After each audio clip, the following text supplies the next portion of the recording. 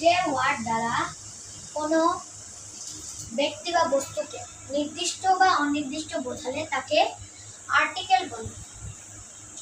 Article প্রধানত দুই প্রকার, যথা indefinite article, definite article. Indefinite article যে কোনো নাউনের আগে এ অথবা এন বসলে সেই নাউনবাচক ব্যক্তি বা বস্তুটি হয়ে যায় অনির্দিষ্ট, যথা a man, N Apple. A man মানে যে কোনো একটি মানুষকে বোঝায়, এন অ্যাপেল যে কোনো একটি আপেলকে বোঝাচ্ছে।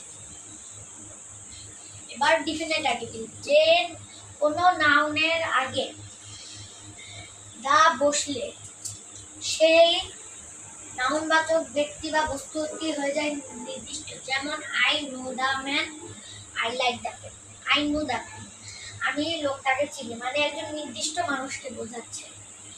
আই লাইক দ্য পেন আমার কলমটি পছন্দ, মানে যে কোনো একটি নির্দিষ্ট কলমকে বোঝাচ্ছে।